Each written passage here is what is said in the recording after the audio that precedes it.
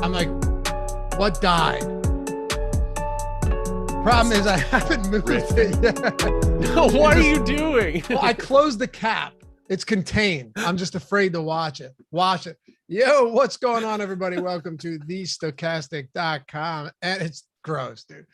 NFL showed matchup strategy show. You may know it as the marathon matchup show.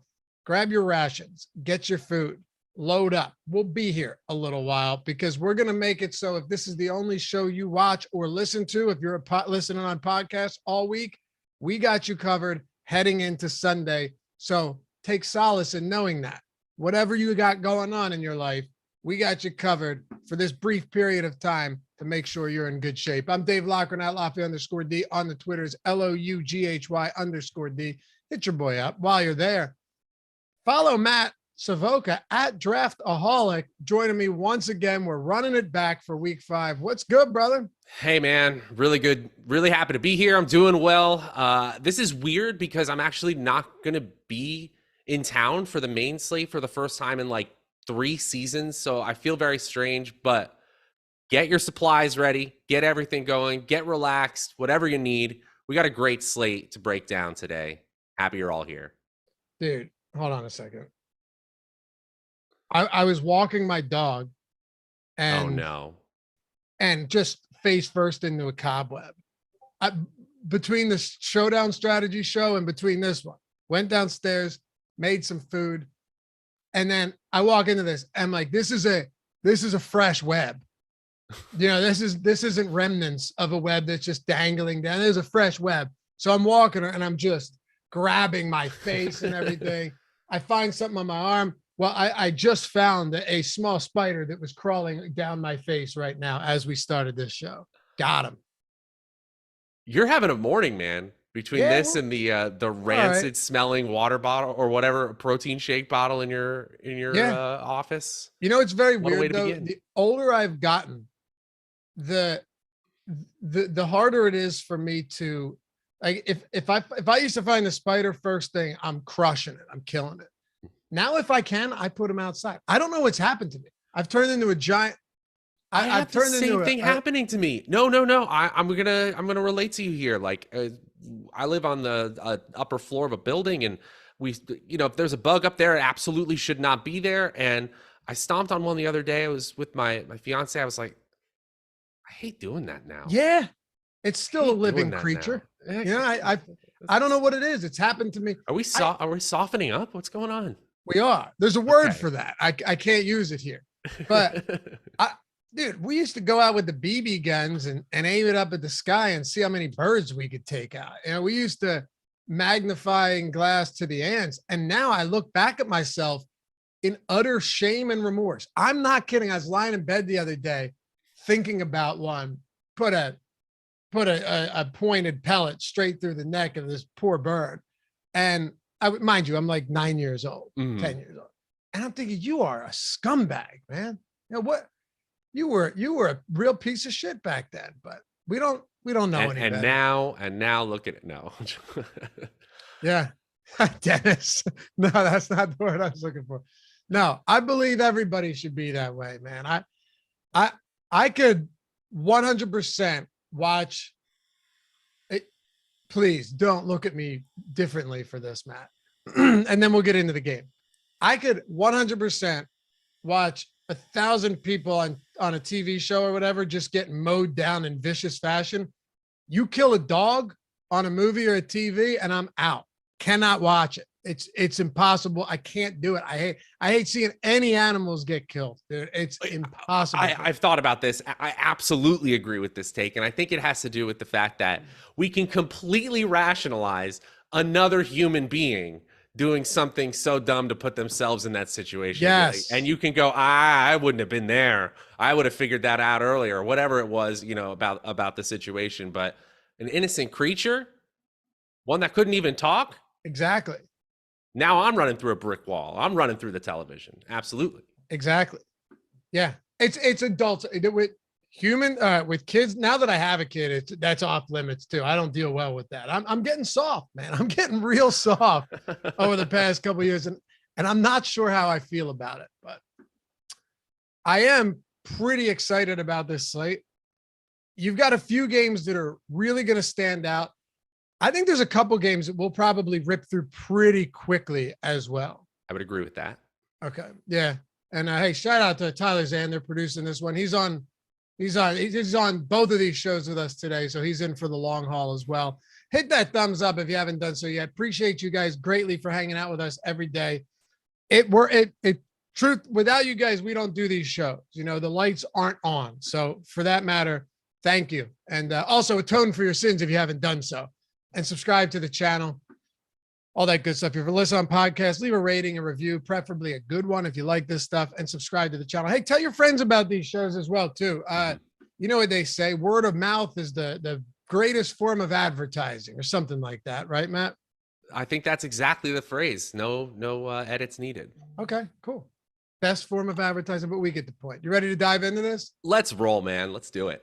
All right. Per your recommendation last year, we started going highest total first, down to lowest total. I'm not even separating them by 4 and 1 p.m., 1 and 4 p.m. anymore. We're just going straight highest total to lowest total because in the grand scheme of things for the main slate, what does it actually matter? I agree with that. Maybe I should for people that want to get main. Nah, we're overthinking. I'm overthinking this. Let's talk about Philly and Arizona. 49 points is the highest total on this slate. Philly's laying 5.5 on the road. I think this is going to be a close competitive game, and I wouldn't be shocked if we see a decent amount of scoring in this one, as the total would indicate. I hope so. I mean, I think on paper right now, Philadelphia is the superior team offensively and defensively. I agree with that. A lot less question marks. I mean, the advantage for Arizona being, I guess, they're at home. Right now, Kyler Murray has disappointed me. James Conner doesn't seem healthy. Their wide receiver core is banged up. I mean, the only positives I can put here are Marquise Brown in terms of opportunity value, expected fantasy points. He's been used like a wide receiver one. His expected fantasy points per game in DraftKings scoring is 8th best on the slate for all wide receivers. But other than that, I don't really see a lot of positives here. They're 22nd in defensive rating, 15th in offense. I kind of just see an underperforming team who we're hoping has a get-right game because they're probably going to need to score points because that's what the Eagles do now. Yeah, for sure. So I was laughing at Ross's comment that said Loppy realizing he transitioned from being a big piece of shit to a big pile of soft shit is a solid start. That was good. I couldn't hold it back. But I'm with you that they're better in both phases of the game. I feel like Arizona's teetering on the brink of being good or just being horrible. They could realistically be 0-4, right? I mean, that kind of miraculous come from behind win in Las Vegas. Now I think spiders are crawling on me, so I'm going to be doing a lot of this. Oh, this is an arachnophobic episode for sure. Oh yeah. You tell me that doesn't happen to you where like you notice one and now they're like, oh, there must be a nest in my ear. Phantom critters. Yeah. Oh, phantom critters. But had it not been for that amazing performance late in the game by Kyler Murray running for, 400 straight seconds on that 2-point conversion attempt. And then the Hunter Renfrow fumble that they returned for a touchdown in overtime. This is an 0-4 team. They're not. Crazy thing happens in football, but those are some odd circumstances surrounding that game. They've had big issues left and right. And I guess what I'm saying is I'm not sold yet that the Arizona Cardinals are as bad as their record would indicate. Do you think they are? No. I'm serious because I'm saying the jury for me is out. I'd love to hear your opinion on this. I think they might be bad. Defensively, I think they're bad. I don't disagree. 29th in Football Outsiders total defensive DVOA, 28th in pass DVOA, 26th in rush DVOA. In schedule adjusted fantasy points allowed to opposing offenses, they're a little bit better, but 9th worst in the NFL. So at a certain point, I think this team, the thing I'm most disappointed about, because I didn't expect their defense to be world beaters. I expected them to be average at best. It's that they should be in shootouts and their offense should be able to rise to the occasion. Maybe it's the fact that the wide receiver core has hit sort of a critical mass of injuries, but Greg Dortch, very hit or miss, did not get it done last week. Marquise Brown can't do it all himself. AJ Green, is question mark to play. And this running back core hasn't really done much. I will say that if you look at our projections, Rondale Moore looks really enticing. We know why that, at 4,100, he has some upside there. We think he could have an 8 to 10 target game in a ceiling performance. But honestly, against the Philly defense, who in that same schedule adjusted fantasy points allowed metric is number 1 in the NFL to opposing wide receivers and number 2 overall, this is iffy at best. I like Kyler because he can run himself, but I almost don't even need to do anything more than a single skinny stack. Okay. AJ Green has, among all players with at least 10 targets, no one's averaging fewer yards per route run than AJ Green. He deserved the extra run. He got it. Yeah, he's dust, man. It sucks. I loved AJ Green in his heyday. Yeah. Big fan of AJ Green. Yeah. That's how it goes with these big receivers sometimes. And James Conner, this is a weird spot because Philly's run defense has had some holes. They've given up some big chunk plays on the ground to DeAndre Swift. Gibson had a big one out of the gate in week 3. They've had a couple times, but then their offense, I think, and their pass rush, well, their offense has masked a lot of it because they've gone up by such big margins in a lot of these games. The teams aren't running. James Conner hasn't looked very good, though. He just hasn't. And, people said that he's going to get all the volume. And I understand he's been hurt, but he's barely in the top 15 in opportunity value. Again, I use expected fantasy points because it is a volume metric just rolled up into a scale we understand. We know Eno Benjamin might be more involved because Connor isn't 100%, and the fact that Kyler's going to be running the ball. And then you add on the fact that it's a bad matchup. Look, I get why the total's high, and I get why there's shootout potential here. And from a DFS fundamentals standpoint, it means we can group these players together, especially at modest salaries like 6,300 for Connor. But there's nothing really on paper that says, wow, this is a great spot for Connor. In fact, there's only warts on the profile, nothing really positive. How do you feel about the game stack with Hurts, AJ Brown, maybe Goddard, and then running it back with a Marquise Brown? That feels safer to me. I mean, I'm sure the rest of the field is going to be thinking that way as well, but obviously Hurts gets there in so many ways, right? Against a bad defense. He could rush all over them. He could pass all over them. He's second in expected fantasy points. He's 4th in fantasy points over expected, despite having those high expected fantasy points. Even when your boy Miles Sanders having a very efficient season so far, 2.2 fantasy points over expected per game. Obviously had a huge week 4. I don't think it's point chasing to go back to the well there at all. And then what can you say? Like, I love skinny stacking or even double stacking now with this Philly offensive weapons. Like, put AJ Brown and Devonta Smith in a lineup. Put AJ Brown and Dallas Goedert in there. As long as I can capture 12 or so targets, 12 to 15, I feel really good about the upside potential for Jalen Hurts' offense against this Arizona defense. Where do you think Sanders ranks in rushing yards this year? Without looking it up, I'm going to guess 5th. Good guess. 3rd. Not bad. It's finally his time. All we can say is stay damn healthy. I know, man. He's clearly the guy. That was honestly never my concern. It was just how many times is he going to get vultured and can he stay healthy? Last question here. Miles Sanders, though, 6,500 seems like we're getting a bit pricey. Is Miles Sanders, how does that price point and ownership play into what you're doing with him, or if you're just avoiding him this week? 8% projected ownership, meaning we're not thrilled about how high it's starting to creep up. At 6,500, at a 20-point game on DraftKings, we feel like we picked well with Miles Sanders, excuse me. And at that point, why aren't you you shouldn't be playing a running back if you don't think they can actually legitimately get you 20 points in a DFS tournament lineup. So I'm kind of saying that that's a very, very realistic 70th percentile outcome. We don't even need like a top 5% outcome there at 6,500 to feel like we got him at a value at that price. All right. Let's keep it moving then. Yeah. Like I said, some of these games we'll be spending a whole lot less time on. Chargers and Cleveland, though, very interesting game here. Chargers laying 3 on the road. Cleveland's 2-2, but they haven't played a game that wasn't competitive yet this season. So if you just go ahead and look at the Browns, even though they've been underwhelming. Actually, I'd say they've been kind of what we expected with Jacoby Brissett.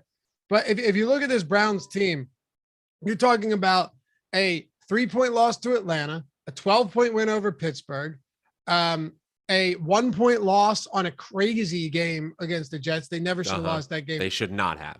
No. And then that game-winning field goal, 2-point win against Carolina. So they've been competitive. The Chargers are notorious for never, I know they beat Houston by 10, but they're notorious for losing one possession games, right? One score games.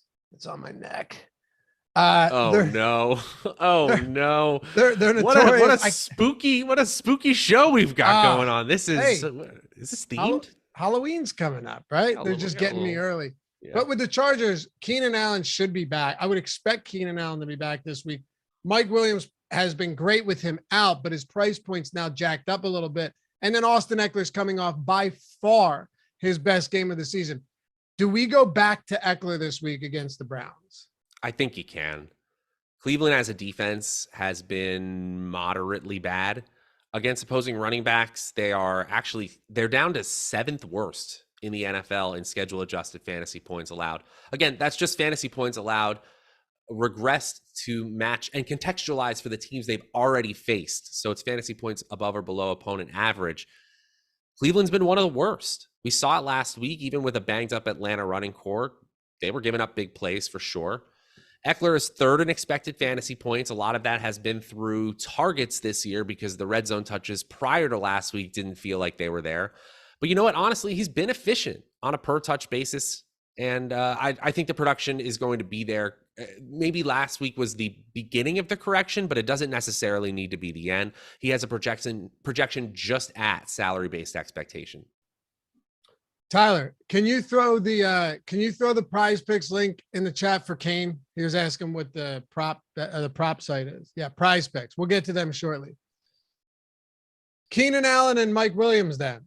And I suppose we could talk about Gerald Everett too, because this week, your highest priced tight end is inexplicably George Kittle, that pains me. George Kittle has won me many dynasty leagues in a couple leagues over the past 5 years or so. And the usage isn't there. That game will be literally the last game we talk about because it has a 39-point total. But just as a way to point out that, Gerald Everett, probably somewhat viable, but the fact that we're getting Keenan Allen, I think we get Keenan Allen. Like, do you? Yeah, actually, he didn't practice yesterday. Wow. I thought he said he was going to be back. That's what I was going to point out is that he sounded more optimistic than the practice reports have been. The fact that he sat out or is at least limited still means that Mike Williams at wide receiver 12 in salary ranking on DraftKings is not quite yet too high. Right now in our projections, it looks that way, but that's because we're projecting Allen to be in. If he's out, then I think we go right back to the well for sure against the Cleveland defense that, again, has not been overly impressive. Williams has been all right lately. I mean, 11 targets, 6 targets in week 3, 10 targets in week 2. That's exactly what we want to see. We want to see double-digit target upside without Keenan Allen on the field. That dramatically decreases that upside if Allen is on the field. We all know that. Does that make him unplayable if Allen is there? No, but I'm most excited, obviously, to play him if there's some clarity there. One thing we do need to know is with the ownership projections, we right now have Allen and Williams about even. I actually don't think that's going to be the case. I think people are going to be fading Allen even his first week back if he does play. I think so too. But I can't imagine. It's tough because Cleveland, and I know I talk about this a lot, but Cleveland's secondary should be better than they've been, right? They should definitely be better than they've been, and they haven't been. But does talent eventually win out and they get better, or does Justin Herbert come in and just tune them up? That's a question I don't really know the answer to, but I will say this much. If you're talking about the LA Chargers, and you already mentioned it, if you're talking about the Chargers, man, you have a team that without Keenan Allen, because not practicing on Wednesday after being out for 2 weeks, that's a little bit disconcerting to me. If he doesn't play, and you mentioned it already, but Mike Williams, I get that, he only has a 20% target share, over the last 3 weeks with Keenan Allen sideline, and that Justin Herbert does spread the ball around quite a bit. But it feels like a 20% target share when you're getting passes from Justin Herbert isn't bad. And that Jacksonville game was just a complete and utter mess. He's got double-digit targets in 2 of the other 3. So I would like Mike Williams a lot if Keenan Allen sits. I don't really want to pay for him if Allen plays, though. I'll go there a little bit because I think the chances of him having a ceiling game compared to Allen are still quite high. You know, you mentioned briefly Gerald Everett. Absolutely a player that I'm trusting this week again. He's got a projection well ahead of salary-based expectations. His ownership is still sub 5%. At 4,200, I think it's great access to this game, which I think has solid shootout potential. And the fact that this team without Jalen Guyton, they had about 19% of the air yards going to Guyton. One thing that I've been most impressed with is that they're targeting players like Gerald Everett downfield, not just Mike Williams. You know, if you're going to get downfield targets and red zone targets from Justin Herbert, you're going to be just fine. And right now, a 17% red zone target share for Everett, that's tied with Austin Eckler. Yeah, give me that at a pretty minimum salary, 4,200. All right. We had a question: Is Garrett playing? I know he practiced yesterday. He was back at practice. Clowney's still not practicing, but yeah, I don't know. So keep an eye on that. Cleveland, Nick Chubb, he is the RB1 in DraftKings scoring this season, but he's still not someone that's going to rack up a ton of opportunities in the passing game. Only 3-point dogs, though. The Chargers coming off a game where they just got tuned up by Dameon Pierce with that big 75-yard touchdown. They've allowed 151 and 131 rushing yards over their last 2 games. This run defense, I knew they wouldn't be as bad as last year because they were atrocious last year. I knew they'd be better. I didn't know where they were. I think this is still a very attackable team when it comes to the run game. Yeah, the Chargers, rushing defense, absolutely. Yes. Again, I'm going to keep harping on it because the data is as strong as it can be right now in the season before teams diverge once we get into late November towards the end of season death march or the playoff push. This data is strong at the moment in terms of predictability, and the Chargers, are 30th in schedule-adjusted fantasy points allowed to the running back position. I think this is a rare situation, too, where if you're making rules in an optimizer where you can have 2 running backs from the same game, especially we're going to talk about Kareem Hunt because you have to contextualize how good Hunt is with Nick Chubb.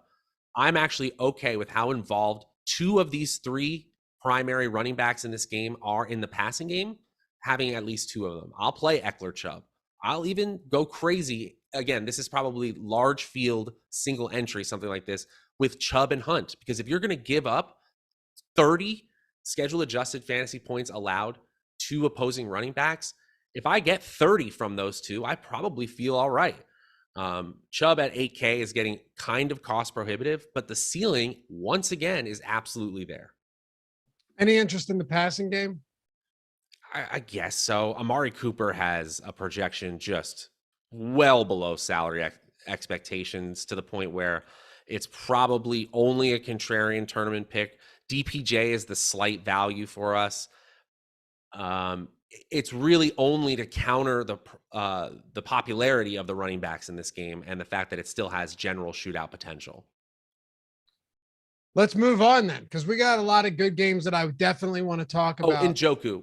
We can move on, though. I think Njoku is totally fine in this spot. I absolutely do. You're still getting him at what I believe to be a nice price point. 3,800 is perfectly fine. You look at some of the players that he's cheaper than. That's a perfectly reasonable price point. But next up, you've got the Atlanta Falcons and the Tampa Bay Bucks. What an interesting game this is, both from a betting standpoint, which I did my picks for every game video that's over on the Odd Shopper channel. Please take a look if you haven't done so yet. Blew up last week, thanks to all you guys that did watch it. And I'll always say at the beginning, like, I'm never going to like every game. If you think you have an edge on every game, you're wrong, because you won't in the NFL. And I'll let you know the games that I don't feel comfortable with. Betting sides on this one, to me, is real difficult because we haven't seen Tampa Bay really be that explosive team that we remember. But at the same time, Tom Brady has been so limited when it comes to weapons, in most games this season. And then he ran into a buzzsaw in Patrick Mahomes last week. They had that unfortunate fumble on the opening kickoff. Mahomes scores, sets the tone for the game, and then they were in business. They still dropped 31 points, though. Brady still threw for a ton of yards. They were forced into throw every down mode. But I still think if you're looking at the price points of guys like Evans, I want to start with the Bucs here. Evans and Godwin at sub 6K and Brady at 6,000. I know it's not going to be an unpopular stack. There's plenty of ways to get different here. I'm going to the Tampa Bay Bucs at that price point. There's just too high of a ceiling for me to be like, no, they're done. They're cooked. Brady can't play anymore. No. Fully agree. And I just got to say, chat, love you guys. If you guys are not on the live chat and hanging out with us and just listening in podcast form, you're still making a good choice, but you're not having the most fun you can have. This is chat wild. Gets wild. It gets getting wild. But I totally agree with you. Tom Brady, the real only concern for me is the injuries that are starting to pile up little by little. He's got a nicked finger, banged up shoulder. I saw that hit where he immediately grabbed at his shoulder. I got a little concerned there, but he seemed okay throwing the ball rest of the game. Totally agree. This is a team that he threw 5 touchdowns against last year in one of their outings. I get it. That's a previous roster that had much more weaponry on the Tampa Bay side. But I think with Godwin back, with Evans back, and with Gage and Jones doing what they can, I think this is a Falcons team that is still highly exploitable defensively. And what's kind of fun is this year, at least when Cordero Patterson was rushing, they felt like they could, handle themselves in a shootout. I'd like to see Atlanta have some fight here offensively and keep this game offensively minded on both sides. Tyler put a salary-based expectation counter at the top of the screen. That's awesome. For those of you that don't know, people would say that they would die momentarily after starting the show of alcohol poisoning if they took a shot for every time Matt said salary-based. We're only at 3, though. That's not. We're very reasonable. You got to make this a thing. This has to be every show. Don't forget next time. All right. That's good stuff. Yes. I like that. And I agree that Atlanta is still exploitable. I do believe they made some improvements, but here's the interesting thing. Their pass rush is still really bad. And that people don't take into account how damn important that is when you're facing a quarterback that actually knows how to, go through his reads and knows how, like Brady doesn't scramble, but if you leave him open in the pocket with Mike Evans and Chris Godwin, he's going to find an open receiver. That's going to happen because that offensive line's been banged up all year, right? They've had problems week in and week out with that O-line. They just got Donovan Smith back, but they lost their starting center before the season began. A lot of issues. If you can't get to Brady, you're in for a long day. Would agree with that. One thing I will say in our projections, and obviously they're based on historical target rates and snap shares and route participation rates. One thing I will say is that we have Chris Godwin in the top 10 of our wide receiver projections on the main slate and Mike Evans in the top 20. I think if you wanted to just flip that in your own private projections, I think that is a reasonable take. Godwin still not 100%. Obviously a target monster. When he is 100%, I get why when you're just talking about straight value at 5,900, he seems exciting. But I think Evans still is the clear number 1 target and the one I'd prefer. One thing I will mention is that Brady, Fournette, Evans, Godwin, Gage, all of them have projections ahead of add to the counter salary-based expectations. For sure. Josh said, I'm changing my computer's power supply while listening to the marathon show. Couldn't be happier. Are you changing it because it no longer works from watching too many episodes of the marathon matchup show? Very possible. And Carlos said, was listening to JRE the other day, and the funniest take on men who get pissed at their friends for not remembering or telling them happy birthday. Because Spencer always says happy birthday when it's not our birthdays. First of all, let me know what episode that is. Second of all, yes, men that get upset over other men and friends not remembering their birthdays is insane. And it's unfair anyway. Everybody just either has it on I don't really go on Facebook, but it's just Facebook. That doesn't count if someone reminds you of the birthday. The only birthdays I remember are the ones that my wife puts in her phone and shares it like on family in the iPhone, Matt. I don't remember birthdays. This has been a weird technological reversion over the last decade where like everybody knew everybody's birthdays for about 8 years because of Facebook. And now I forget everybody's birthday unless it's in a text form or like I'm invited to the party via text message. Like there's this fall, I've missed multiple. Honestly, they looked pretty fun birthday events because I was invited via a Facebook message that I never saw or a Facebook event or whatever it was. Of course. I know my two best friends from as a kid. Three, I met one when I was 3, one when I was 5. I'm 35 now. I know and remember their birthdays every year. That's it. And my mom, like my brothers, my sister, my brother, my sister, my mom, and that's it. Nothing else. No one else. And my wife. That would be bad. I think it's fair to say birthday remembrances can be reduced to your primary core, your small core, not your large core. And And back, like you said, when you didn't have Facebook to remind you, when you didn't have those smartphones, isn't it funny that I remember all the ones that before all that existed? Now I don't know shit. All right. I like Leonard Fournette too, by the way. I know last game was brutal. We could talk about Rachaad White, that he got a lot of work, but I still believe in a spot like this as 9-point favorites, they want to get Leonard Fournette the football. They just couldn't get him the football last game. Where are you at on Fournette? And then what are you doing with Atlanta? They're down Cordarrelle Patterson. Feel free to go from one to the other. Yeah, I'll take Fournette. The Falcons have been more susceptible against the pass, but we've got Fournette within the top 3 running backs on the slate in terms of pure projection. That sounds excellent to me. I know the ownership is going to be high. I know a lot of people are going to get there. I'm still going to go there. I think that he's probably a cash play this week. Haven't built my cash lineups yet, but he's trending that way. And as you said, there's just a lot of ways this goes right because he's going to be involved in the passing game. One thing I will say on top of that, though, is Rachaad White continues to be involved in the red zone and vulture opportunities. And I think he's a fine, large field like Millie Maker play on top of that. Heading over to the Atlanta side, I think Tyler Algier gets the first crack at this, and he's got a $4,700 salary. I guess one of the things that will keep people away from playing Fournette in cash lineups is the fact that at 4,700, he looks like the quote-unquote free square of the week. I don't know if it's that cut and dry, especially with the way that Tampa Bay plays against the run. One of the better running back defenses in the NFL, 3rd best in adjusted fantasy points allowed. And Caleb Huntley was the one who outtouched Algier at the goal line 3-0. So that is something that really concerns me. There's multiple ways this can go wrong. Huntley gets the goal line carries. Mariota gets the goal line carries. Tampa Bay just completely stuffs them. The projection looks okay. I think I'd rather go Drake London as a run back option and just call it a day. Okay. I agree. Pitts is hurt too. No, I agree. I'm not. If you saw last game and you're like, yeah, Tampa Bay's defense isn't good anymore. They truly ran into a buzzsaw with Mahomes. He made so many plays under insane duress with like 3 orange or white or whatever color jerseys they had on that night all over him. And he somehow still made the plays. The one that Clyde Edwards-Helaire, there was one, was it to Kelsey that they got the first down? Amazing. Yeah. That's not happening this week at all.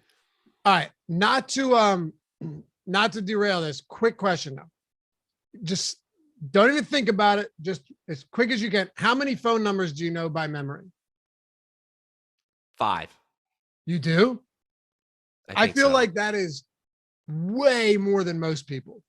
Well, I got 5 immediate family members. I think I could list them all off. Really? And I've got. All right, go. No. I'm just.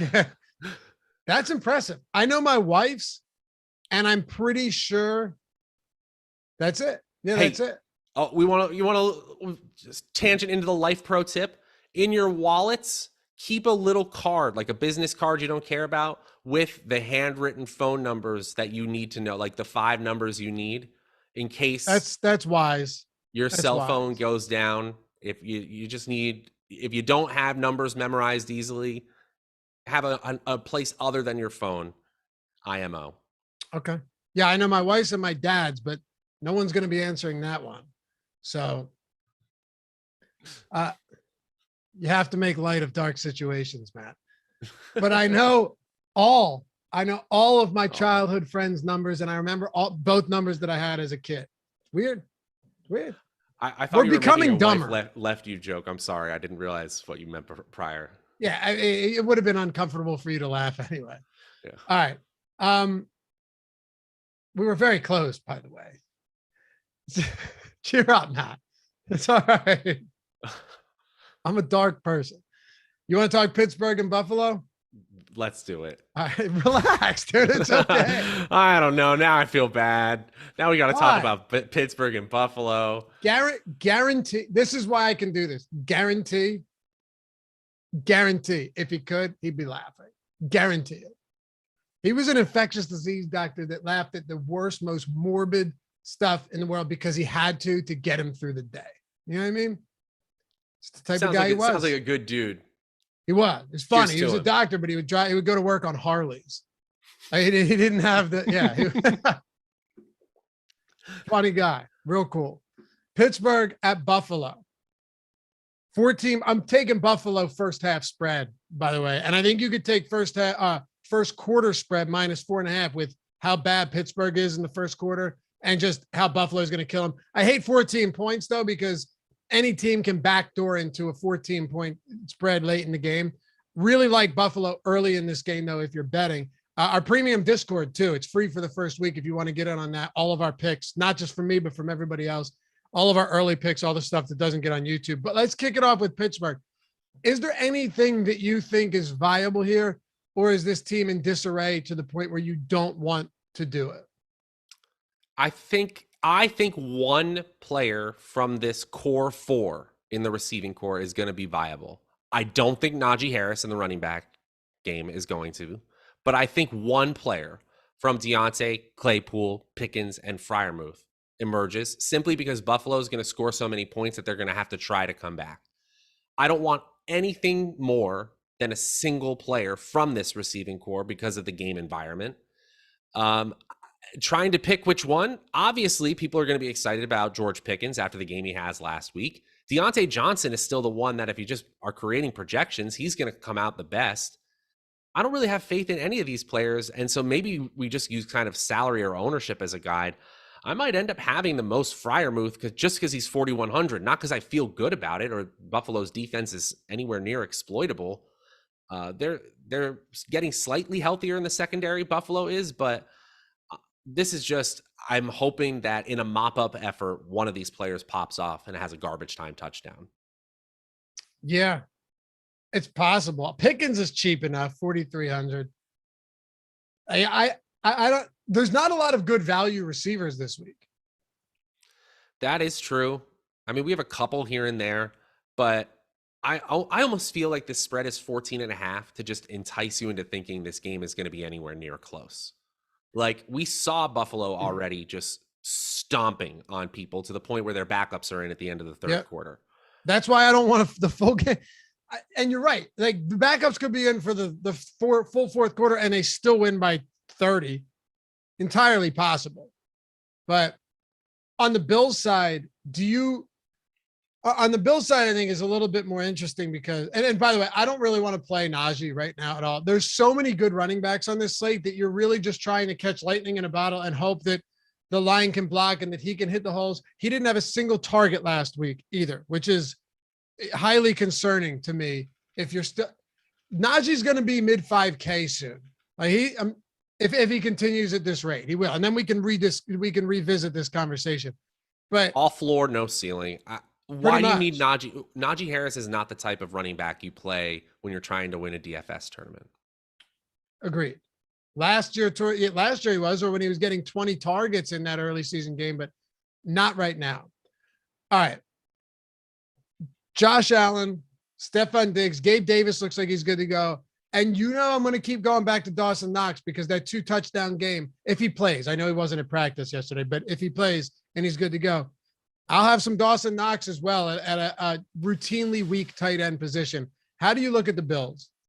Yeah, Dawson Knox is okay. This dude's hurt. He is just not 100%, and it's affecting the play. But you mentioned the fact that this receiving core not only is good, obviously, but they're banged up. They lost Crowder for a significant amount of time with that broken leg. McKenzie, no lock to play. If he does play, we have him pretty high in our projections, in the top 35 wide receivers on the main slate. As you might expect, Allen, Diggs, and even Singletary all have projections ahead of salary-based expectations. The player I think that I may take a few shots on, just because I want to see what they have in him, Khalil Shakir, 3,200, very, very low salary access to this game environment. And if the Bills are going to play in a way that they did in the first few weeks, again, they're very capable of stomping on Pittsburgh this week. Maybe it is extended run for Shakir, the rookie, at just 3.5% projected ownership.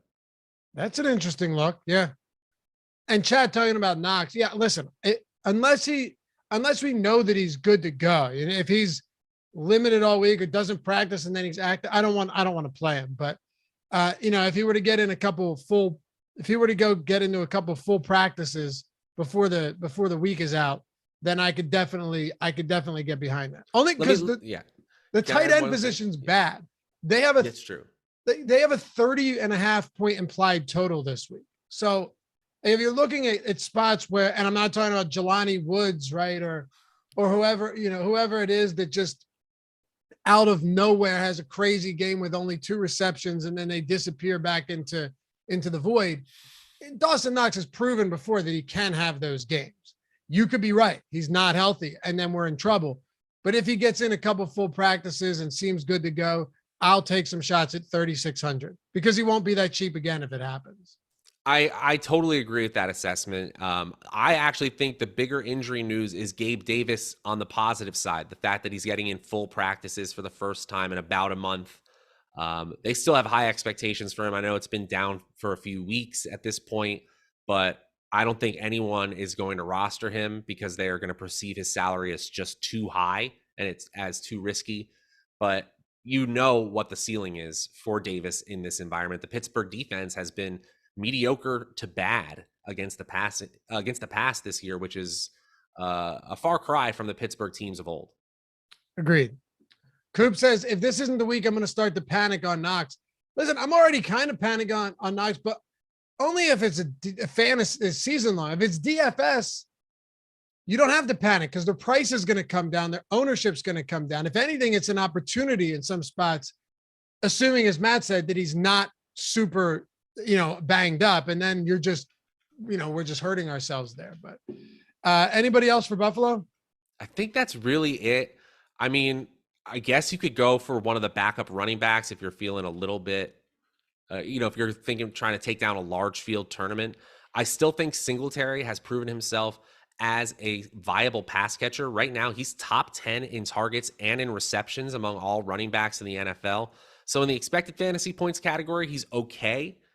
They're still spelling him with Moss. So if you say, okay, no one's going to be on Zach Moss, they're going to be up 14 points. He's going to get the touches. I don't think that's the craziest large field tournament pick. I think plucking tertiary bills are a great way to try to get different in this slate. Hey, shout out to our sponsor, PrizePicks, too. And thanks to all you guys. We have almost 400 people watching. We are 1 like away from 100. So we're pulling them in today. We're doing great. Thanks, guys. There we go. 100. Someone asked about PrizePicks earlier. They called it the prop site where you can play 5 of them. Yeah, you can do 2 through 5. There's no juice on either side. All you're doing is building daily prop-based contests, right? But instead of having a salary cap, instead of going against people that have optimizers and mass entries and going up against sharks, there's none of that. You're simply taking up to 5 props that you love. And the cool thing, they can be cross-sport lineups. So you could do NFL, MMA, CFB all in one and do like 2 and 1 of those. If you know multiple sports, that's huge. If you hit 5 of them, you're 10Xing your entry. If you hit 4, unlike a traditional prop or parlay at a traditional book where you wouldn't get anything, you still 2X your money, your entry. And you even get money back on 3 of 5. So that's a real nice way to sustain. So when you hit those 5s and you're 10Xing, you're in business. That's why you would play there, especially if you're not in legal sports betting states. This is the best alternative by far. But other than why you should play there, here's why you should sign up. First off, you get a first match up deposit bonus up to $100. It's solid. That's basically the best you're going to get out there for any of these type of sites. First match deposit bonus up to $100. Second, you get a free month of Stokastic Plus Platinum, not just football, not like, hey, you get a playoff baseball for free. No, everything on the site, every single sport that we have to offer, all of our tools, not including Fantasy Cruncher because we don't own it. I have to say this because then people will email our customer support and then they get pissed at me. But and you can get that add-on. But all of our tools, every sport, if they have contests out there, we have content, we have tools for ownership, projections, boom, bust, top stack tool, all of our articles, everything. You get it the entire month free when you sign up using the link in the description or the one that Tyler can throw in the chat. What's that? It's a sweet deal. It's amazing. So I said on the strategy show this morning with Matt Gajeski, like, I won't do reads for stuff that I think is garbage. I hate it. But stuff like this where you go, okay, you know what? Really good deal, actually. Take advantage of it. I have no problem throwing that out there. So, yeah, free month of Stokastic Plus Platinum, every sport for the whole month, $119 value and $100 first match deposit bonus. But you got to use that link if you're going to sign up. Check it out. Go win some money. All right. Seattle at New Orleans. Ooh, this game interests me. I got the over on this as well, Matt. Okay, so you're kind of believing in Seattle's offense more than New Orleans' defense. I buy it. I'm believing that Geno Smith has not been bad, right? He actually hasn't been that bad. I'm not saying he's been great. He's been good enough to make DK Metcalf and Tyler Lockett not irrelevant. And Rashad Penny, when he's healthy, is good. Saints defense this year has been above average, but not elite like we've seen in the past. I'll take it a step further. Seattle's defense is terrible. 32nd in pass defense, DVOA. So whether I'm assuming it's going to be Dalton again this week. I think points are going to be scored in this game on both sides. And I think there's some good fantasy value on both sides as well. I kind of like that call. Seattle, terrible defense. That's how I'm reading it as well. 31st in schedule adjusted fantasy points allowed, second worst, that is. Geno Smith is only going to be about 5 to 6% owned. I kind of get what you're saying. Scoring 2 fantasy points per game over expectation. Only 3 quarterbacks in the NFL are doing that right now. I get what you're going for. I mean, Penny looks better compared to salary-based expectations in our projections right now. But New Orleans, as a defense, they're typically much, much better against the run than they are in pass in general. And that's what we're seeing again this year. If you isolate that adjusted fantasy points allowed metric just to the running backs, New Orleans is the 7th best team, hardest to run against. So I kind of agree with you. We've got enough passing upside from Geno Smith to go to one of Lockett or Metcalf. Our projections would tell you Lockett, but I think that has to do with the fact that we think Metcalf will see a lot of Lattimore once again. Yeah, like sure. Evans did a couple weeks ago. Yeah, nicely put. And I think Penny's the type of guy that I'll always have some interest because once he hits the second level, he's gone. He's incredible. If he can get to the second level, how many big runs have we seen over the last 5 weeks of last season? And then last week, again, where they actually had a decent spot and they weren't playing from behind. He's had a lot of long touchdown runs. He is deceptively so fast. Yes. I think he had a top 5 miles per hour hit in terms of weekly run rate of speed last week. I mean, just awesome stuff. Right. But I'm 100% on the same page as you, where I'd say Penny is fine, but the passing game is a little bit more interesting. And it's not even, listen, I'm not in love with the passing game here, but I think Seattle keeps pace enough to where you look and we flip the page to the Saints side. I like Chris Olave this week. I think Alvin Kamara at his price point makes for a really good play, assuming he's back practicing. And I'm assuming he said he's going to play. He said he's going to play. I can't quantify how bad an injury is, especially when it's the ribs. I have to assume that if he sits out only a week, and then comes back, that he's going to be good to go, because what would be the point of, bringing him back after missing a week if he's not good to, does that make sense? Yep. Right. Like, I think Kamara is a fine play. Like, The defense is horrible. It's going to be fine. He said he plans to play and he's practicing. I'm good to go with him. All right, fastest plays, Matt. Fastest plays? Fastest ball carriers. No, okay. I'm just looking at what you were talking about. I don't see the penny one. Oh, yeah, there he is. 20.8 miles per hour. Woof. Here's what's cool about that. I watched some social media clip that showed the top plays, and it showed the clip where he hit it. It was the touchdown run. But if you watch it, he actually only bursts for a split second, which means that it was in this half-second period where he decides to turn on the jets, and he's the literal fastest player on the field. And he's gone. Yeah, gone. Devin Duvernay, number 1, 21.6 miles per hour on that kickoff return touchdown. Woof. Rashad Bateman's 3rd. A lot of Baltimore up there. Claypool's 5th, 4th. Wow. All right. Wow. Those are fun to look at. I thoroughly enjoy that. I'm surprised Joe Mixon's 7th because I didn't even know he had a 31-yard rush this season. I thought his longest run was 4 yards. If I can nerd out from a data analysis standpoint, the real money though is in the acceleration. How fast can you go from 0 to that fast? How fast can you go from moving the other direction to close to your fastest? Quickness. And they definitely have that info, but that's for the teams Matt. To go figure out. That's quickness. Yeah. That is not fast. That is quickness. Just key distinction there. There's fast and then there's quick. And that is quickness, and the other is fast. You can be fast and not quick. You cannot be, there's differentiations. Thank you for the dissertation.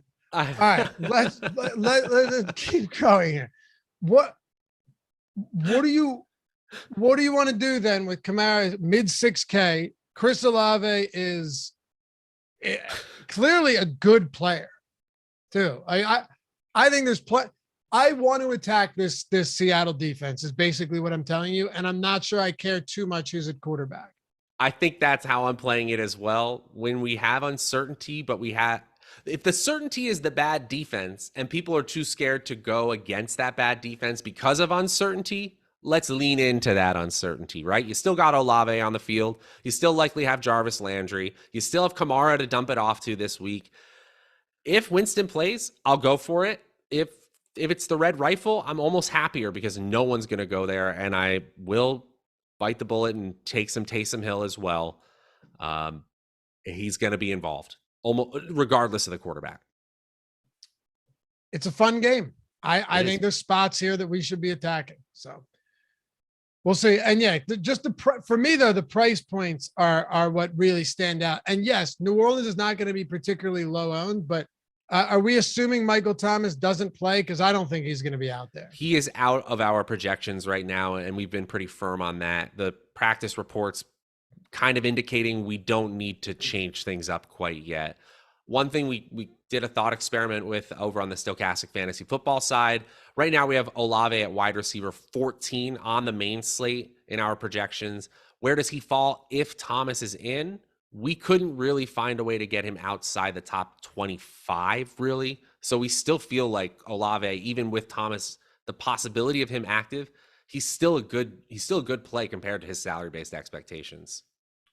Are there any other added to the counter? Are there any other Callaway? If Thomas is, he saw 6 looks last game. Any other spots you want to attack from a stack? We'll keep this quick so we can keep going. But if you're any stacking, other spots you could do Juwan Jennings at 3K. He's used in the red zone. Again, it's true. Just low salary access to a high quality game environment. Okay. Hey, love doing this because I thoroughly enjoy seeing you guys win. And when you do, and you tweet us at Stokastic HOF Hall of Fame, and you have the Stokastic avatar, which you can get at stokastic.com/avatar, we put you up here and induct you into the Hall of Fame. It's not just that. We don't just get to brag for you, but you get a free month of Stokastic Plus Platinum. Like I said, everything on the site. When you finish top 3 in a field of 5,000 or more, rocking that avatar. Tyler just put it up on the screen. So all you got to do is stokastic.com. For those of you podcast listeners, STOKASTIC.com/avatar. Tweet those wins with the screenshot and maybe some nice words if you feel inclined at Stokastic HOF. Get that free month. Get up on the Hall of Fame. Just like we've got someone here, T-Pack. I know it doesn't qualify for the free month because I split with 30 people, but still wanted to share this showdown win. Hell yeah, man. We're happy to put that up there, even if it doesn't qualify. That's a big win. $5K on $45 of entries is massive. So congrats. Fresca, I need to just keep my ass off the main slates. Hey, first place, love it. That's a great lineup on that was a London slate. All right. Vin, second takedown in 2 weeks. Love this stuff. Nice, man. 500 guarantee, 100 the first, takes first place. And I've said a million times, guys, that you don't need to win the millie. It doesn't, I don't care what the entry is. Field of 5,000 or more. We got you. So nickel, those are the hardest to win anyway. You got these damn quarter arcades with 1 million people in them. You're shipping that. You're getting up here. DJ Nugent, started listening to you guys a few weeks ago. You've helped me turn 3 into 1250. Keep up the great work. Congrats, man. That's awesome. First place in the pylon. Pete Rogers, bang. Pete doing it again. Pete the Heat. 4th place. Well, Monday Night Football action. Pete's MMA analysis is awesome. You should watch all of his shows right here on the channel. Money Mike, one lineup. Thank you, EMAC. EMAC's article is awesome too. I'm not trying to shill here. His free article is a great article, man, for hand builders. Thank you, Ship My Money and Josh, for the breakdown to all sports, including baseball. Finally, I can say thank you, Stokastic. I'm truly blessed. 50 G's. Wow. Woo. You'd love Baseball. to see it. Baseball. Oh, Corbin Burns, Whit Merrifield. I know most of those guys. Vlad Guerrero, Gio Urshela, I think, right? Carlos Correa. I don't know Jeffers or Jay Ryan anymore. I haven't paid much attention to baseball lately, Matt. Nor I, sir. No. Mike Lawrence, note to self, if you have and my producer, Mike Lawrence, if you're hand building MLB lines, are welcome with Josh and Chip. Based on their analysis, maybe don't limit yourself to $20 next time. Yeah, big wins, dude. A little single entry action across the board. Congrats to all you guys. You've now been inducted in the Hall of Fame. Welcome back if you've been here before. Rock the avatar. Get up there. We'll definitely show you some love. All right. Let's talk about the next one we got up. Woo. Where are we? Miami, New York. And Matt, am I crazy well, the answer is yes, but am I crazy to not be super concerned that it's Teddy Bridgewater and feel pretty okay about the fact that Waddle and Hill are 2 of the best yak guys in the entire league, and they're going to find ways to get him the football? Oh, would I love for you to be right. I think this Miami team, we talked about it, not just on the DFS side, but on the Fantasy Football channel this summer, about how all the pieces were in place for this team to be a high-quality offense. But now that you've shown me it, and you take it away because of Tua Tagovailoa's injury, I would love for Teddy Bridgewater to be able to step in and be a viable alternative, I think he can. To bridge the gap until Tua is back in the fold. The thing that actually concerns me the most is Jalen Waddle has another soft tissue-ish injury, something that bothered him in the offseason. It looked like he got nicked up in the groin at the end of that week 3 game. It does seem like he's going to play, but for a speed guy, for a yak guy, that breakaway speed is important. Tyreek Hill looked like the clear number 1 option. I'm going to be getting to plenty of him at 8K. Obviously, you need like a 24 to 25 point game to feel really good about him in tournaments at that salary, but I think he can get there, especially against a Jets defense who, once again, doesn't look anything better than below average, maybe even bottom 5. Who do you think leads the league in yards after catch and yards after catch per reception? Is it No, it's not Miami. Okay. I'll give you a hint. And I'm not including running backs. That doesn't count. Sure. Everything they get is after the catch. It's a tight end. It's not Conklin, is it? Dallas Goedert. Really? 13 yards after catch per reception. 208 yards after the catch on 240 total receiving yards this year. Dude, they get him the ball like 2 yards past the line of scrimmage. This Eagles team is so good at blocking that they Moses it for him. They part the Red Sea. It's crazy. But anyway, if how do you guard him when you're worried about Smith, Sanders, and AJ Brown? There's that as well. Yeah. if you're talking about yards after catch, though, Tyreek Hill, 3rd, Jalen Waddle, 8th in the league. We know they can do that. They're going to get them the ball. They're going to get them the ball. By the way, you missed bridging the gap. Had some good puns to be had in there. I knew what I was doing. I just didn't see any response. I didn't want to interrupt. I didn't want to interrupt. Okay. All right. But I thought, man, the gears have got to be turning inside Matt's head here. I appreciate the appreciation. Sure. So are we, Justin said too, and what's up, Justin? Justin has some good takes in here when he's in here. I always pay attention. Miami and New York, 2 of the highest passing offense versus 2 of the worst passing defenses. Yeah, Miami's pass defense has been uncharacteristically bad. Jets pass defense is no good at all. And if you're really if you're looking at pass play percentage on these teams, I don't want to say it shoots out, but I don't know if it's Jets throwing at 67%, 70% on the season. Miami's throwing at a 65% clip. That could change without Tua, obviously, but I think they're still going to throw the ball when you've got Tyreek Hill and Jalen Waddle. One thing I will say is that the Jets have been in comeback mode for a significant amount of their possession time. For sure. So if you look at advanced analytics like pass rate above or below expectation, they're actually kind of close to the expectation line. So it's basically saying the advanced analytics are saying pass or lose. So at least they're doing the thing that they need to do to try to win. And it's been actually a little more successful than we thought. Yeah. I would agree with Justin here, though. Both of these teams are 25th or worse in total DVOA. Miami, a little bit better. Actually, no, excuse me. They slid all the way down to 31st after that game against Cincinnati in pass DVOA, and the Jets aren't much better at 29th.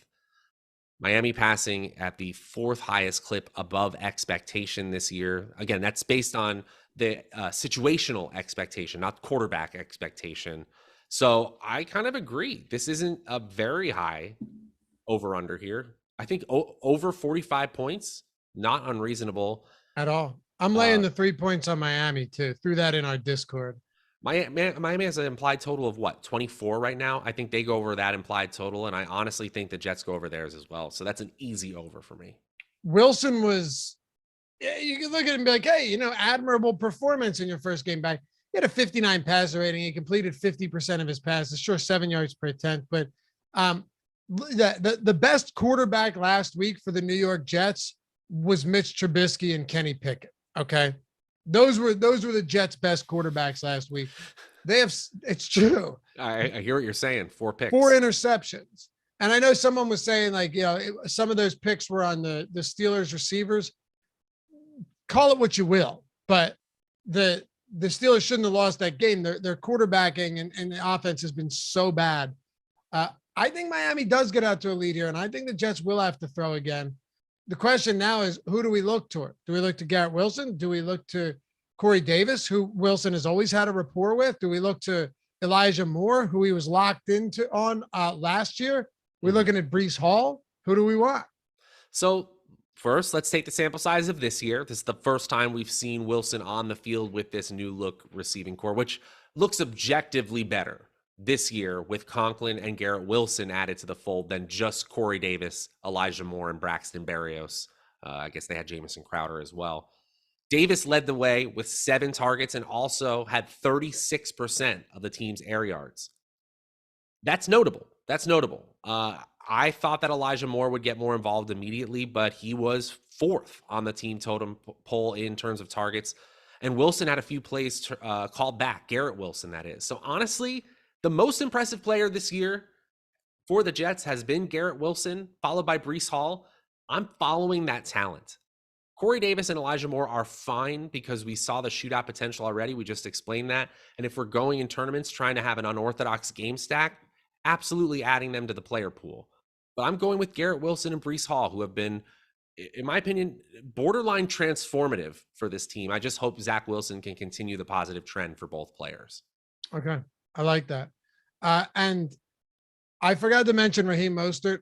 You know, I'm a Raheem Mostert truther when he's healthy. Right now, Raheem Mostert is healthy, and Mike McDaniel clearly looked towards him as his main guy last week over Edmonds, because Edmonds isn't that good. But will that last? I don't know. What I do know is that in 4 consecutive weeks, Raheem Mostert's snap percentage has increased. 42 in week 1, 55, 56, then 72. 72% of snaps for a running back in today's football is very, very high. So is that maybe because he is the comeback running back? I don't think so, no. That game was competitive for long stretches. It wasn't. Yeah. Think about this, right? He had 15 carries. This wasn't like comeback mode. He had 15 attempts in that game. That's a lot of carries. He's the most explosive player. I mean, if Nick Lepre was here or the Stokastic fantasy side, he'd be shouting from the rooftops for Edmonds. But I've always had a thing for Mostert, the player. Speed kills, and especially when you can have a creative play caller getting you in space. I like Mostert. And he's another really fast player. Oh, I love this stat, 720. Thanks, man. I'm gonna shout it out. Mostert has outcarried Chase Edmonds 34-16 since week 1. There you go. That's it. There you go. And the snap counts going up as obviously Chase Edmonds goes down. Yeah, 11, 8, and 15 carries since week 2 for Mostert. So 11, 8, and 15. 5, 6, and 5 for Chase Edmonds. I think we're done here. Wow. Yeah. I mean, you can play Chase Edmonds. It's like not, again, his salary-based expectations are extremely low. You don't need him to do much. If he gets 15 points, which is like 80 yards and a touchdown, you are probably sitting pretty with a value play, and he's at 1% ownership expectation. But Anus has his Mostert fast or quick. Mostert is fast. Probably quick too, man. But he's definitely fast. He had one year where he had the 2 fastest plays in the league of the entire season. Well, number 1 was Mostert. Number 2 was Raheem Mostert. That's an interesting thing, that Edmonds has the same kind of role that Travis Etienne has. Okay, so if you are going for an unorthodox game stack and you say the Jets are better than people think, and they're going to get out to a surprising lead because the Dolphins are playing their backup quarterback. And so the Dolphins find themselves down 2 touchdowns in the 3rd quarter. Suddenly Chase Edmonds might be getting more of a role. I don't think that's actually the case, but I think that is a way to build a narrative into a lineup, if that makes sense, because that makes logical sense to me, although it's not the way I'll be playing it. I get it. 23 miles per hour. In 2020, 23 miles per hour. 23? That's what he reached. And then that was the fastest play in the 80-yard touchdown. And then his second one, which was the second fastest play in the league all season, not by a running back, not by a 49er, by anyone, was 22.7, Matt. Woo. Yeah, pretty fun. Pretty fun if you ask me. Sports car. Absolutely. I was trying to just see how many routes run these guys have since week 2. I just want to pull that up for you guys. I told you we'd give you all the information we could. It'd be interesting to see if, let's see. So 2, 3, and 4, what do his routes look like compared to Chase Edmonds? Okay. So we're going, I accidentally did San Francisco because we were just talking about it. All right, here's Miami. Chase Edmonds has ran how many routes? Where are you, Chase? I can't even. Oh, I'm dumb. All right. 2022 would be a good place to start, Matt. What year is it? 41. Mostert, 61. Yeah. I did not know Mostert had run 61 routes in 3 games. Wow. Okay. Pretty crazy. I think this is all we kind of need to know. We've had enough. This is a clear trend. Could it change because it's football? Yes. But This is as good as trends get for running back usage in the NFL, and they're playing the Jets. Andrew L said, use the acronym SEX for salary-based expectations. Close. We'd have to put the B has to be in there somewhere. Detroit and New England. All right. So Swift is not expected to play. Do you think St. Brown's going to be active? I thought yes, and now I think no. I thought yes earlier this week. When players are saying things like, I can run top speed in a straight line, that means it literally still hurts to cut. Please stay on the bench one more week is my feeling if that's the case. He's currently in our projections. We're down on him because his salary is real high. I think really this offense with Jared Goff and Jamal Williams, obviously they're playing a Seattle defense who's one of the worst in the league, but they're capable. I don't know what else to say other than they're capable. And New England's defense, while a little bit better against opposing offenses, they're not anywhere near world beaters. They're 19th against opposing offenses in adjusted fantasy points allowed. Like, this is not a situation where we're scared of the New England defense. Jamal Williams, Jared Goff, this team can get it done even without their star playmakers. I do like the over too. This team's been soaring to the over. Here's a crazy stat, right? This Detroit Lions have allowed the most yards and the you still here? We still here? I just knocked my mouse. Yeah. I got you. All right. We must have just changed the browser. The page. Most yards and the most points per game. It's like 450 yards per game, 35 points per game. Their offense is averaging the most yards per game and has scored the most points per game at about, I think, 435 and 35 points per game. That is so crazy. Like, if you put them together just on average, right? You're talking 900 total yards of offense and 70 points on average in the games that they've played this year. If you took them all, understandably last game a bit skewed, but week 1 against Philly, 38-35, 28-24, 48-45. What was the other game they played? The game they won. Washington was what? Like 38-23. Wild one. Yep. You know that Peanuts character Pigpen, the one with the flies kind of flying all around him? Yeah. Detroit Lions are Pigpen and the flies are shootout potential in the NFL. They're just completely attracted to the Detroit Lions team this year because you nailed it. Like, they have a terrible defense and a capable offense. This is perfect for fantasy. Honestly, this is a real test, right? Because if there's anything New England doesn't want to do, it's be actually productive offensively. They want to grind out wins in the most horrible way for fantasy possible. I do think that there's some fantasy goodness here. We saw it in chat. People are talking up running backs on the New England side.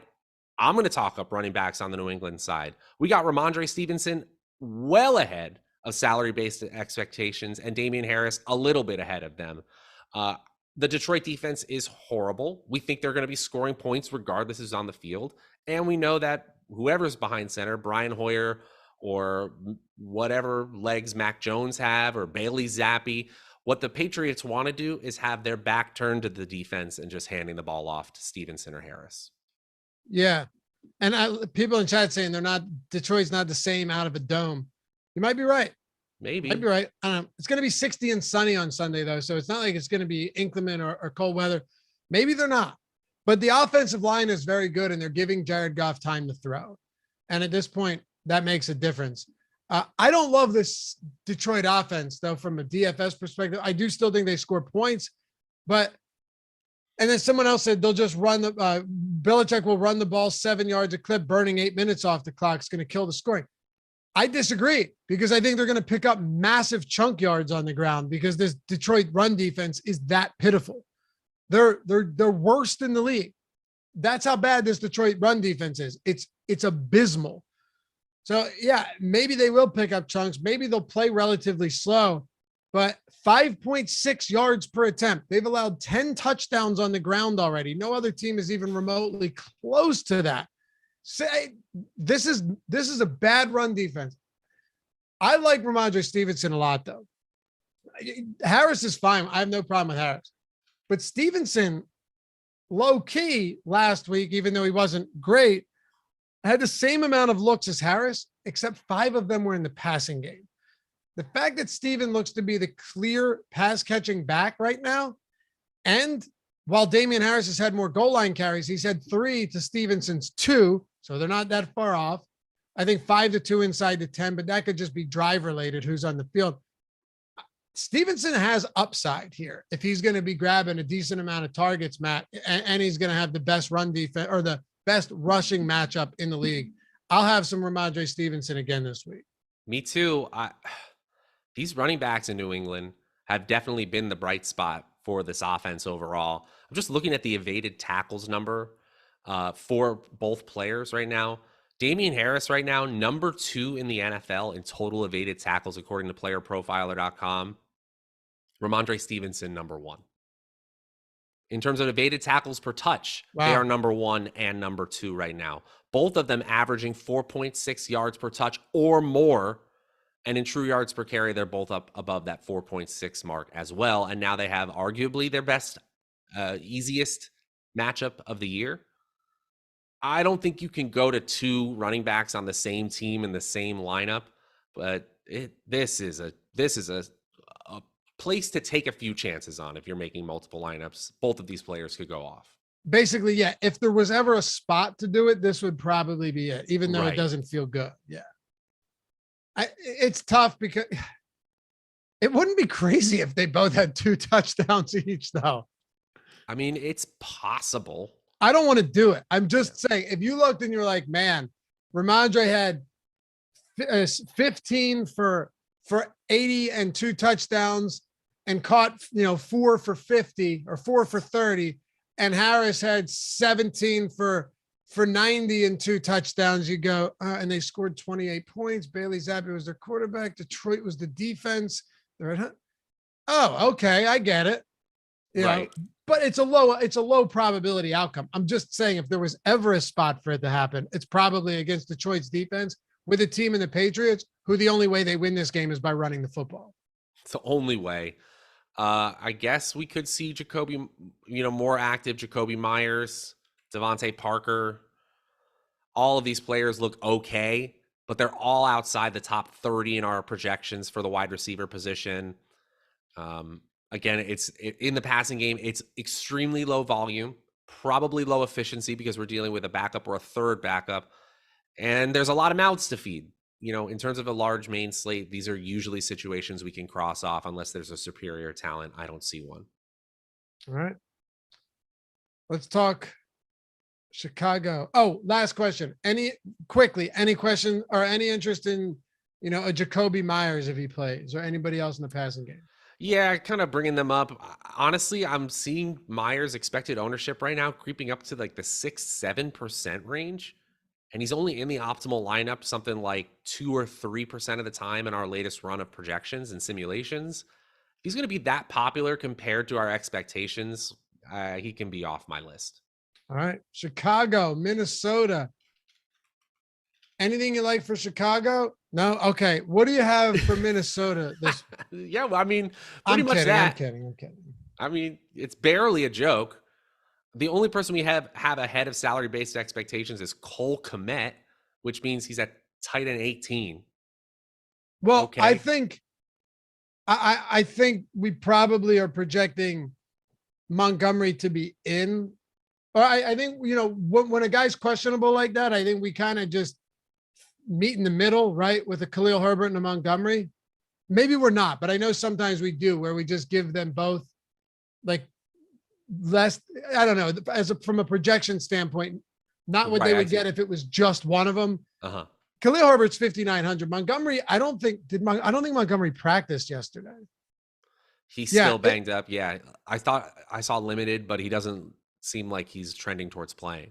All I will say is this: I don't want the passing game. I even though Minnesota's defense is not good, there's just so many other good spots. I would rather stack Zach Wilson in that Miami game, quite frankly, because at least I know he'll throw. If Montgomery's out, I'll go back to $5,900 Khalil Herbert for sure. I'll go right back there. I have no problem with that. Happy to see Darnell Mooney doing something. Yeah. I guess that's one way to put it. Yeah. Yeah. Is that true? I saw Marcos in chat says, I saw a stat where Cooper Kupp has more receptions than Justin Fields has completions. So he has more receptions than the entire Chicago Bears team. That talks about, it really shows you why selecting game environments is so important for fantasy football and outpaces talent often, because in games where more touchdowns are being scored, there's more potential for ceiling performances. No question. All right, I got to look this up just to see if I'm right about this. Okay. Cooper Kupp had more receptions last week than Justin Fields has completions in any game this season. Wow. Just fire this franchise into the sun. In week 2, he had 7 completions. That means Cooper Kupp doubled his completion total in one game. He had 8, 7, 8, and 11. Get me off of this one. Give me Khalil Herbert if Montgomery's out. Khalil Herbert had 20 touches last week. He wasn't great, but he's going to get as many looks as they possibly can if Montgomery's out. I'm fine with it at that price point.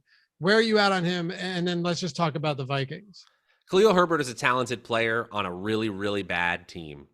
If Montgomery's out, I'll go there. Minnesota's defense has been better against the running back position than I thought they would be, but we're still talking about,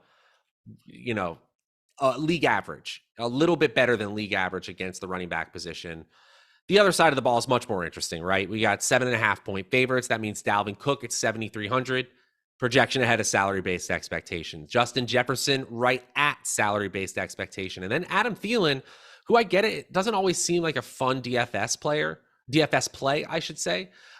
But his red zone targets, once again, in the top 10 in the NFL, but he only has 1 touchdown. I think there's some positive regression coming. A positive regression, I should say. What am I saying? What am I saying? Adam Thielen could be doing much better than he has been. I can dig that. I love Dalvin Cook this week. I think this is the Dalvin Cook week too. Yeah. Chicago, right? He just kind of runs it down their throat the whole second half. Chicago has been okay against the running back, but it's all relative, right? Because we saw Saquon do whatever he wanted last week against them. Yeah. And this is a good offense. Cook's still getting a ton of opportunity. It's not like the opportunities aren't there.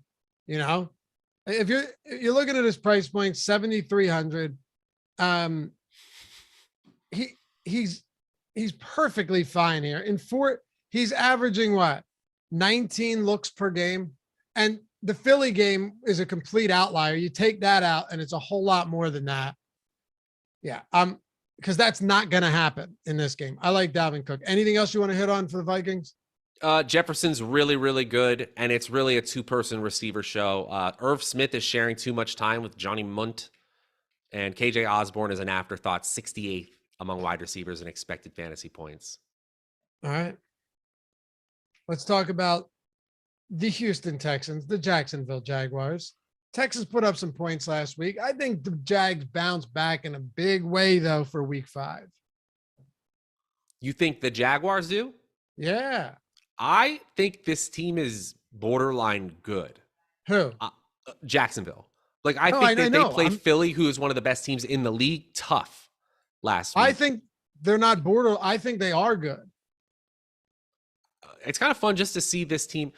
What was weird, we were talking earlier in the week about this team, is like now they have expectations for the first time. You can't add it to the counter just with the word expectation, but this team has, we actually think they have real firepower, real upside, a real number 1 wide receiver in Christian Kirk. He looks really good from a projection standpoint. So does Trevor Lawrence. James Robinson, he's been okay, but he's clearly the running back you want. And if you're going to say I'm playing a home favorite running back, 7.5 point favorites, by the way, James Robinson looks like an okay play, only 4.5% projected ownership right now.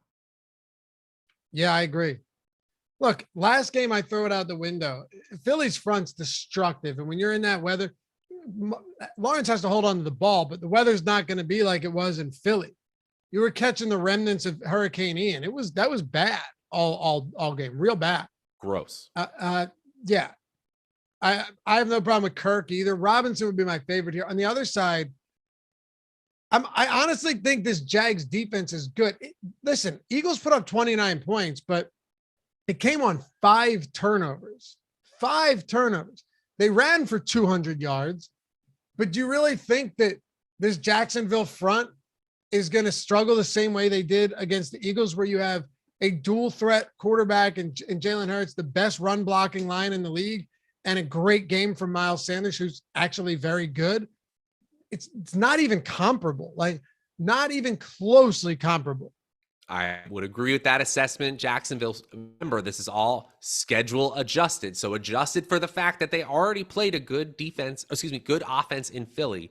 Against opposing offenses, the Jacksonville defense, 4th best in the NFL. Up there with San Francisco, the Buffalo Bills, and the aforementioned Eagles. So this team, I think, is going to give Houston a ton of issues. Does that mean I won't play any Brandon Cooks or Dameon Pierce? No, I'll play some. They're fine run back options. They're just not priority pieces for me this week. Nico Collins, we're already seeing some love for in the chat. Another player who surprisingly hit over 20 miles per hour in a burst of speed as well. They got a little speed over there in Houston, but I don't think they turn this one into a track race. Really just one-off pieces for them, and it's Cooks, then Pierce, then Collins in that order. One more player I do want to shout out on the Jacksonville side. When healthy, I think they want to make Zay Jones a thing in terms of expected fantasy points. Zay Jones is 11th in the NFL in expected fantasy points, actually slightly higher than Christian Kirk. I think that evens out, and it has more to do with where Zay Jones is getting his targets. But as long as he plays, I think he's going to be a viable secondary option for the Jaguars. All right, let's talk about Dallas and the Rams here. And for those of you guys that have not signed up at Stokastic yet, you want an easy way in, you want a nice promo or a discount, we got you. One, if you're a new user and you want 3 days entirely free without paying a cent, all of our NFL content for showdowns, and you got another London game this week too. So you got tonight's showdown, you've got the London game, you have Sunday Night Football, you have Monday Night Football. That's 4 right there. You have all the main slate content as well. All of the tools that I mentioned earlier. Use the link in the description or the one that Tyler's throwing in the chat right now. 3 free days of everything for NFL, or use, is it matchup strategy? Tyler, what's the promo for this one? For the half off the first week. NFL matchups. NFL matchups, yeah. All right, thank you. NFL matchups, all one word, all caps, get you 50% off the week. First week, everything on the site, every single sport, nothing excluded from our tools, from the sports, everything. Take advantage of that. NFL matchups? Is that that's it? NFL matchups. Now you'll never forget it. All one word, all caps. NFL matchups, 50% off the entire site for the first week. So we'd love to see you guys over there, and take advantage of our premium Discord too. If you're going to jump in on any of those, take advantage of everything that we have. And the Discord is one of them. Great community. A lot of our guys are in there all the time. We get the betting stuff on top of that too. So we'll see you over there. All right, let's talk about the Dallas Cowboys and the LA Rams. First question, Matt, is this Rams secondary something they should be worried about right now? Hell yes. Okay. Yes. Right now, again, this is why we use schedule adjusted metrics. This is why I work myself into a tongue twister 18 times a show, because we want to contextualize these bad games and say, well, were other teams equally bad against those players? Because maybe they were just playing against people who are good. And I'm not saying Deebo Samuel and the like aren't good, but now we have a trend. The Los Angeles Rams against receivers and tight ends combined in that same schedule adjusted fantasy points allowed are 4th worst in the NFL, worse than Washington, worse than Seattle, nearly as bad as Atlanta, and up there as bad as Baltimore, another team that typically has a good secondary, but is anything but this year. This Dallas team finally has weaponry with Gallup coming back, Schultz playing, and we all know CeeDee Lamb. You also got Tony Pollard playing a little bit more slot, and Noah Brown coming on as well. I think Dallas could sneak past a lot of people's radar into a huge shootout here. And I think the offense on the other side, just simply because of their get right situation, also is going to want to put up points. This game could easily smash the over I think so too. Also, I don't hate Dallas plus 5.5. I said the same thing. I'll take Dallas. The spread there, I think they're much closer in ability. Right? I mean, what if we? This would be a very an easier way to put this out there. What have we seen in the Rams right now that should instill confidence in us? The only thing is their ability to stop opposing running backs, which is and they're phenomenal at that. And that's not the way to win games, though. No, of course. And you have Aaron Donald. Like, I'm not saying they don't have pieces. They're the reigning Super Bowl champs. I get that. They can't protect Matt Stafford at all.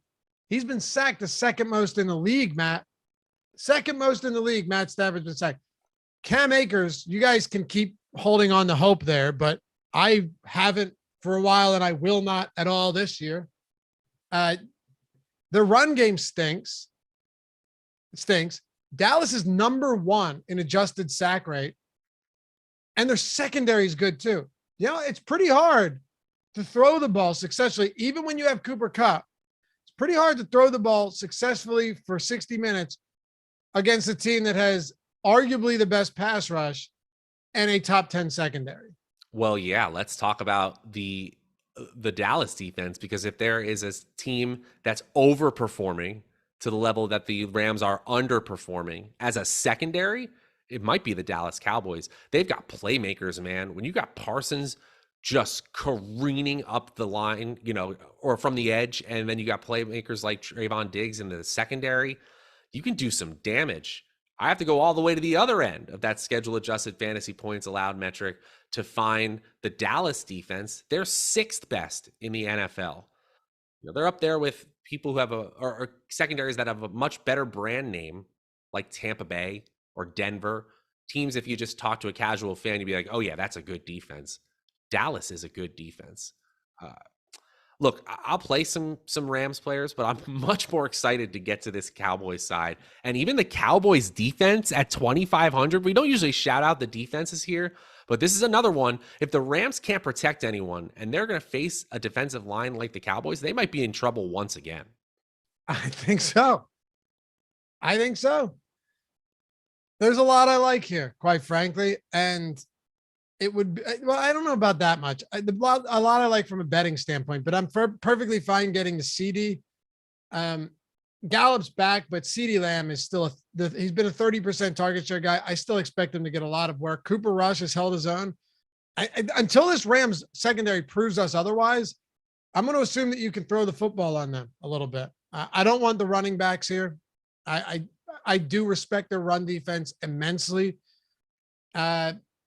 And on the Rams side, it's kind of Cooper Kupp or bust right now, along with Higbee. I think Higbee's always fine.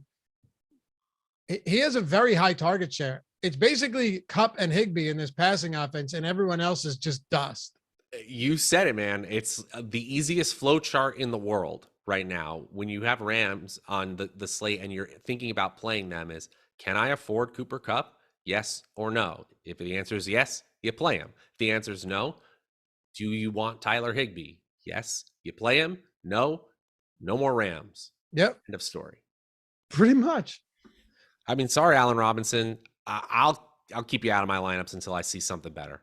You have to. You know what's weird though is he's getting targeted so much in the end zone. He had another 2 end zone, not red zone, another 2 end zone targets last week, but they're not materializing. So what are you going to do? Exactly. You can't play him right now. Let's talk about Tennessee and Washington. Then we'll get to San Francisco and Carolina to close this one out. For those of you that have stuck with us, all 450 of you, appreciate you. 160 thumbs up right now. We got 160 likes. We're in business, baby. And what are you doing with taking Tennessee? What, 13 and a half shots already? That's good luck, guys. We're at 13. Oh yeah, the half, because you kind of said it. So my take on Henry, I'm wondering, he has 24% target share over the last 2 games. Normally you'd go small sample size. You know, this is not sustainable. Normally I would completely agree. What do we say about the fact though, that they have Robert Woods as their wide receiver 1. Treylon Burks with turf toe is doubtful. And then you're talking like Nick Westbrook-Akina and Jeff Swain and guys like that. they don't have other players to throw to. It was what? Shigokankwo? Yeah. Having a big Kyle game. Phillips. Kyle Phillips, he actually looks okay in our projections. He's just 3,900. He's a fine dart throw against a Washington defense where their strength, once again, like we were talking about in the last game, is inexplicably selling out to stop the run. They're up there with the Rams, Washington is, in terms of adjusted fantasy points allowed to running backs. Do I think they completely stymie Derrick Henry? Of course not. I think Derrick Henry is probably the top pure projection running back on this main slate. But in terms of what does Washington do well and what can Tennessee exploit, I think Tennessee should be exploiting the secondary. And that means I think Robert Woods at 5,200, the 41st highest salary wide receiver, makes a lot of sense to me, especially at sub 5% ownership. I'm not scared of this Washington defense at all. 5th worst in schedule adjusted fantasy points allowed to receiving core. So that's where I'm headed first. If you wanted to go to a tertiary option like an Okonkwo or a Phillips as a large field option, fine.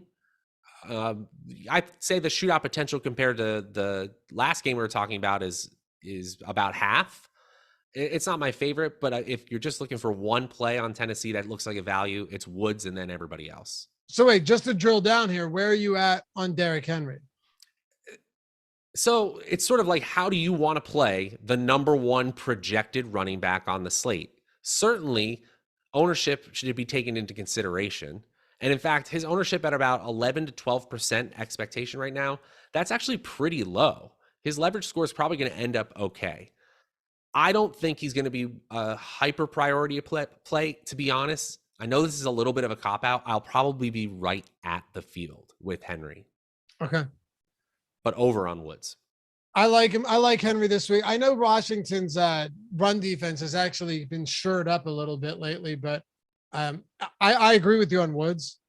If they're going to put points up there, you're going to need a heavy dose of Derrick Henry. And I'm not convinced that he can't keep doing this in the passing game. I'm not convinced that they won't start giving him 5 targets a game. They don't have AJ Brown anymore. They don't have a good passing offense. That is definitely true. But one thing I will say is I believe he's only run like a dozen routes and he's been targeted. Like, I believe I saw this stat, I'm taking it off the top of my head, over the last 2 weeks, he has been targeted on 68% of his routes.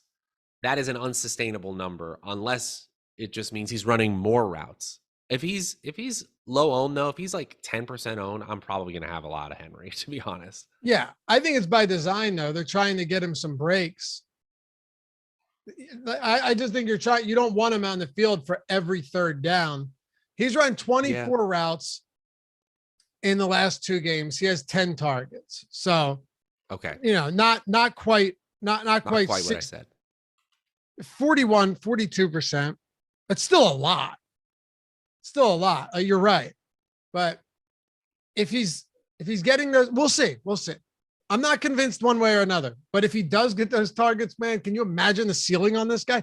This is someone that we would have paid, that we were paying $9,500 for, who didn't catch passes.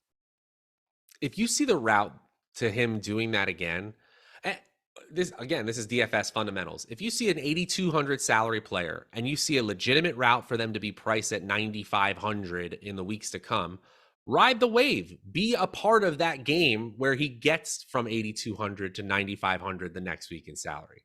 Yep. I hear you. Ready to wrap this one up, or do you want to talk Washington? Let's talk Washington for just a second. Brian Robinson's going to be back in the fold, and I'm not necessarily playing him, but I'm excited for something other than Antonio Gibson, who's just been stinking it up from an efficiency standpoint. -3 fantasy points per game under expectation. The only good thing is that they'll probably be playing from behind and he'll be 1% owned. I don't want McKissick. I don't want Gibson. Maybe a little Wentz to Samuel, and in a large field, Wentz to McLaurin. But McLaurin, this is so sad. We have him nearly outside the top 50 wide receivers in our projection. So it's only a large field tournament play. The Tennessee defense isn't scary, but they aren't bad either. They've been bad, and they've given up some actually pretty big weeks, but to some obscure players. So I have a little hope of McLaurin, but not much. All right. Yeah. And Dotson looks like he's not going to play, right? So yeah, maybe that helps McLaurin. We'll see. San Francisco, Carolina. Matt, put a bow on this one, man. San Francisco 6.5 point favorites, 39-point total. And again, you guys know we love hearing your takes in chat as well. Always try and integrate what's happening in chat with this show because it makes it more enjoyable for us and for you. Is there any thought here that this could be a good game for fantasy all around? All around. I only ask it that way because, and by the way, my answer is no. But you do have Christian McCaffrey. You do there are at least some good players on both sides. Right. There was a moment where it was like, okay, they're in comeback mode. Carolina is, and maybe Baker Mayfield just degaffs to the point where he finally gets it. Every drive should be 3/4 McCaffrey and more, 25% everyone else, maybe even more McCaffrey and more than that. And we finally saw opportunities start to tilt that way. I still think McCaffrey has that 10K version of McCaffrey upside, even against a very, very stout San Francisco defense, because they're almost certainly going to have to get him the ball in space and not just run him up the gut, which is the least efficient way to use a player like McCaffrey. Moore has a projection ahead of salary-based expectations. So too does Robbie Anderson. McCaffrey, he actually doesn't, but he's still my favorite play. Every time he's healthy, this guy produces. Number 2 in snap share, number 1 in opportunity share, still number 5 in total targets, number 1 in target share among running backs. And while people say he's having a quote unquote down year, he's 15th in the NFL in yards per touch and 5th in fantasy points per game. Dude's still an absolute stud, just a tough matchup. Agreed. Favorite play from this game then? He is absolutely my favorite play from this game from a pure projection standpoint. From a value standpoint, it's Jeff Wilson Jr. Almost had 2 touchdowns last week, stuffed at the goal line, and then they brought in other players. He's going to have a pretty high ownership projection. I mean, it's kind of funny how DFS works sometimes. Derrick Henry and Jeff Wilson currently have almost identical projected ownership. Carolina's defense is a little bit better against the run than people think. They're currently top 10 in schedule adjusted fantasy points allowed to running backs. And of course, Debo can just inexplicably break a slate. Once again, 2 fantasy points over expectation per game. I'm going to him for, I don't understand Kittle at all with this high. No. Did you say he's going to be the highest owned tight end possibly? No, I said he's the highest priced tight end. I guess we can pay up to be contrarian. He's going to have pop weeks here and there, but his offense is not designed to get him huge amounts of volume. Nope. This is going to be the Kittle week, and then we'll play him next week, and he'll be horrible, but we'll see. Jeremy Heisen said, I'd say Debo and get out. Yeah, really.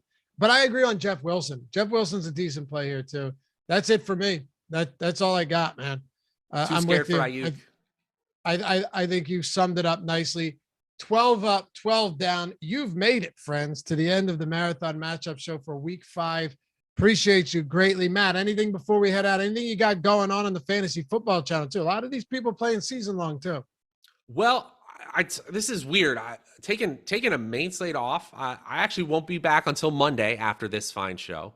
But yeah, we got the Stokastic the notorious fantasy hour on Sunday before the main slate, coinciding with Live Before Lock going on here. And then every Tuesday through Friday over on the Stokastic Fantasy channel, we've got live chat, live strategy shows helping you guys out. And usually doing that Live Before Lock with the crew on Sunday afternoons too. Well, follow Matt at Draftaholic, me at Laffy_D, LOUGHY_D. And shout out to Tyler for a lot of producing this morning and also helping us understand the difference between fast and quick. We'll see you back here for week 6, friends. Peace.